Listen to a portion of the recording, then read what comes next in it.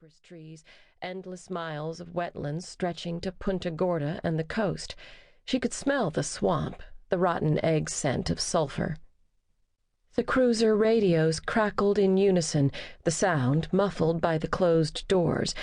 Off in the dark, as if in answer, bullfrogs sounded. Then another, deeper noise, the low bellowing of a gator. The light from their rollers painted the trees, the swamp, illuminated the body below. "Is he dead?" she said. He nodded. "Or close to it. He hasn't moved at all. EMT's on their way." I heard. She took the heavy aluminum flashlight from the ring on her belt and pushed the button. The bright halogen beam leaped out into darkness. She swept it across the man's back.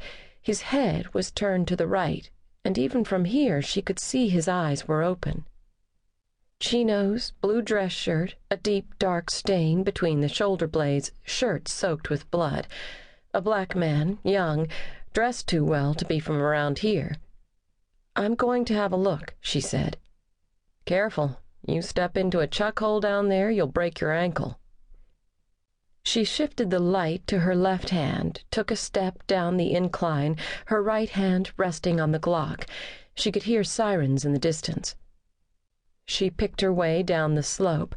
When she reached the grass, she felt it give spongily under her shoes, water coming up around them. She shone the light along the wet ground, looking for snakes. Something moved and splashed in the darkness. The noise of the bullfrog stopped for a moment, then started again. The gun was about a foot from the man's right hand. She held the light on it, a blued revolver, .38 maybe, rubber grips. She made a grid with the flashlight beam, looking for another weapon, footprints, nothing. "Anyone else in the car?" she called up, the sirens closer now.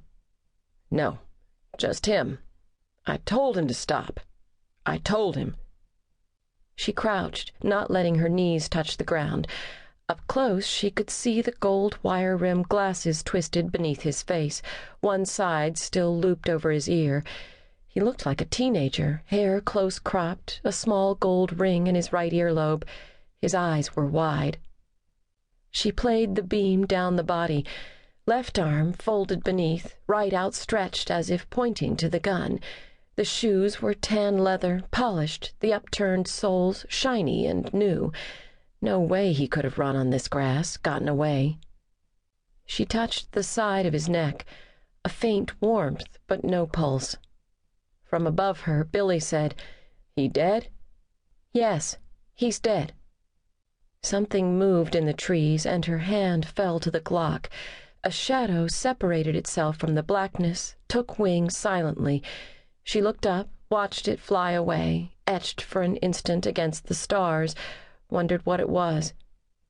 She went back up the incline, careful where she put her feet. When she reached the gravel, Billy was standing beside the Honda's open trunk. "Check out this shit," he said.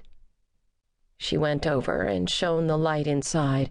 The trunk was empty except for a nylon gear bag, partially unzipped. She saw the glint of metal within. "You look in there?" she said. "Yeah. He was acting nervous, so I asked him to open the trunk. When I saw the bag inside, he took off. I told him to stop. When he got down there, he rounded on me, drew down."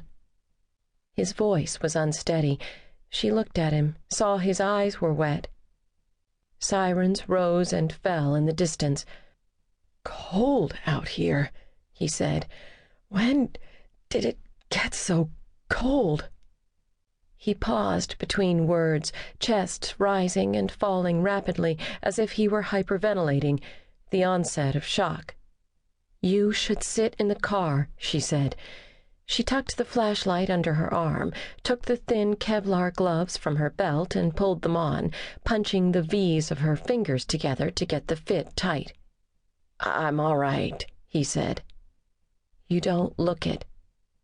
She shone the flashlight into the bag, reached down, and pulled the zippered edges apart. Inside was a boxy MAC-10 machine gun with a pistol grip and a dull black finish. Under it were 2 semi-automatic handguns, a chrome Smith & Wesson with rubber grips, a blue steel...